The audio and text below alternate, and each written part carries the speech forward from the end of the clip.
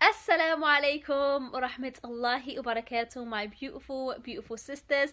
I hope you're all well and I hope you're all in the best of health and iman, inshallah. So excuse the lighting of this video. My ring light literally broke this morning.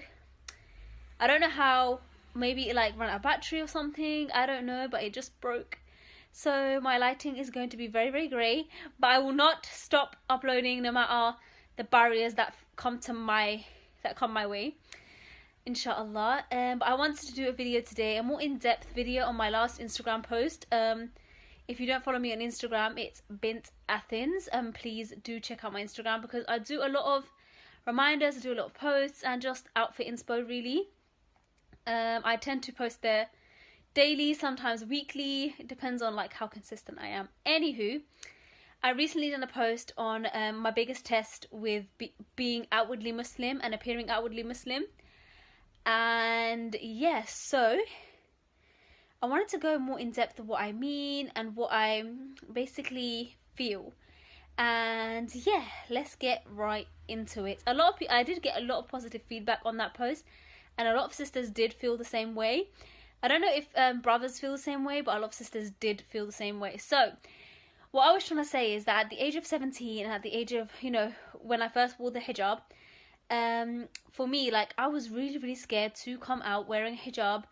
And because when you wear a hijab as a female, you're basically telling everyone, like, I'm Muslim. They can see you're Muslim. It's different when you're a man because no one can really tell you're Muslim or not unless you've developed a beard at a young age. But with a female, as soon as you wear the hijab, you've put on that symbol that you are Muslim to the rest of the world. So at the age of 17, I put on my hijab and I was really scared about public reactions, how non-Muslims are going to react to me, how my friends and school are going to react to me. But alhamdulillah, it wasn't as bad as I had imagined. Alhamdulillah, it was actually okay and it was decent, and it was all more like overthinking and anxiety that I had in my head. I then went to uni and I had the same anxiety when it came to hijab and when it came to dressing modestly. Alhamdulillah, it turned out fine. My biggest thing when I came to uni was actually wearing the hijab and meeting fellow Muslims. And like, that was probably my hardest journey when it came to practicing Islam, appearing outwardly Muslim, was basically meeting my fellow brothers and sisters and trying to understand Islam and trying to practice Islam and what's correct, what's incorrect, who do I follow, what do I follow, what's modest, what's too extreme. And it gets to a point where you are so overwhelmed. Like, you are mad overwhelmed with everything and you can't keep up. And it gets to a point where if you're not confident in yourself, a lot of people can take that for advantage. So alhamdulillah, I was doing my own reading and I had a really nice sister at the time who helped me, and I started to adopt more modest clothing. And what I mean by that is abayas, and remove my trousers and remove my long shirts and just started wearing abayas and long headscarves and covering more and more. And as the years went by, obviously I covered more and more. But looking back now and reflecting back now over the years that I have worn the hijab, I feel like the most hardest thing for me that really brings me down is fellow Muslims. Like, my own brothers and sisters, they tend to bring me down more than non-Muslims. And it's not because, and it's mainly because, like, when you wear the niqab, it's very different to when you wear the normal hijab, like, as in, not the normal, sorry, like the normal turbans and the styled fashion hijab. When you wear the niqab, people look at you and they are ready to pounce. And what do I mean by that? They literally think, because you wear the niqab, you think you are better, you think you're more pious, you think you're a saint, so they are ready for you to slip up. They are ready for you to make a sin, so they can advise you, but like, see, you're a niqabi and you do this, or see, you're a niqabi and you do that. And one thing that I have seen, especially on social media, is that sisters will come to me with advice about, I don't know, something to do with some advice. And don't get me wrong, advice is good if it's, what's that word? Advice is good if it's given in a good manner and according to the sunnah, and it's given in a way that is caring.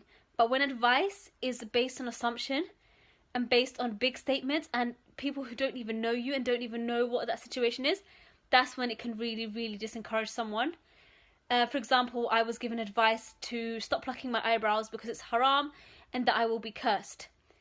The sister didn't even ask me, do you pluck your eyebrows? Like, I actually don't pluck my eyebrows, never have, never will. I already know that I'm going to be cursed if I do. But she didn't take her time to ask me and to get to know me. Do I pluck my eyebrows? Do I not? Rather, she quickly jumped on the assumption wagon and was like, you shouldn't pluck your eyebrows. It's haram. You shouldn't even be displaying your eyebrows. You're going to be cursed. Blah, blah, blah. You should know better. And I was like, sis, you didn't even like take the time to ask me if I do or don't. But this same sister will not go and advise another hijabi vlogger or a hijabi blogger who does fashion inspo and turbans and all. They will be selective when it comes to their advice, and they'll keep it only for those who appear practicing and not for everyone else. And I think that's very, very insincere. Like, you should want for yourself what you want for others 100%, but don't be selective. Don't give your advice to people that you think can take it. Like, oh, she's a niqabi, I'll give her advice, but I won't give this sister advice. If you're going to give advice and your advice is sincere, don't be selective. Give it to everyone in a good manner.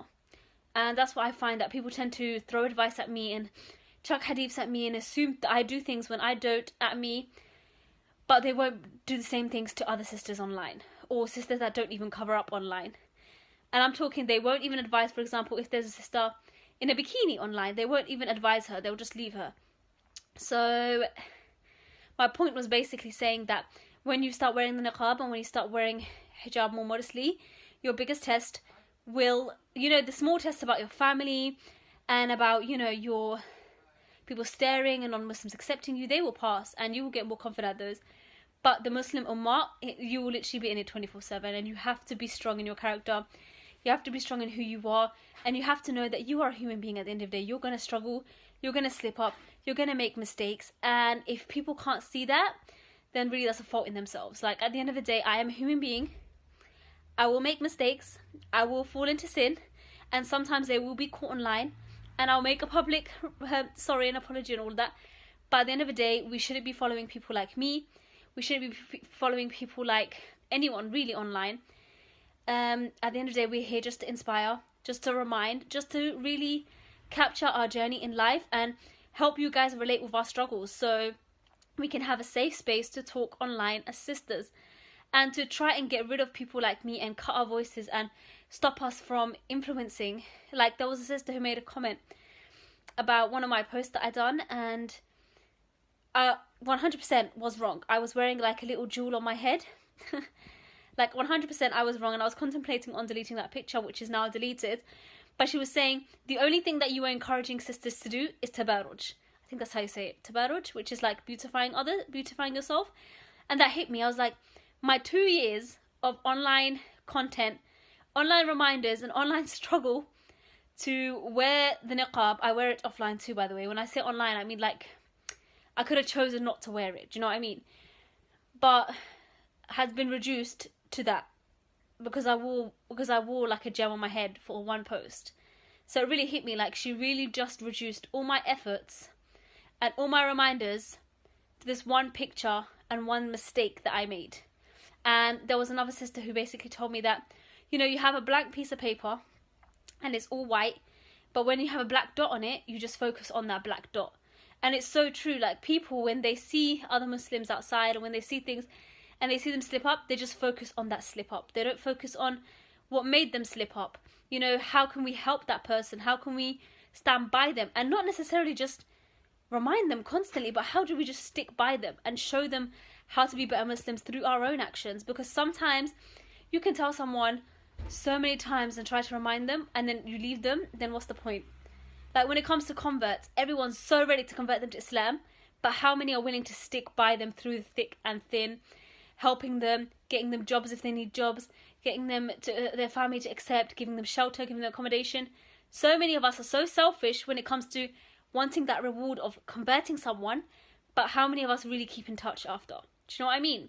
So I feel like we as Muslims are really, really greedy when it comes to wanting rewards, but not carrying them out to the full extent and not being sincere in them. So my basic message of this video is, when you as a sister start to wear the hijab and you start to wear the niqab, remember that you will not please everyone, that there will be people trying to rip you apart and trying to drag you down, but the main thing is you're pleasing Allah, and Allah knows your intentions.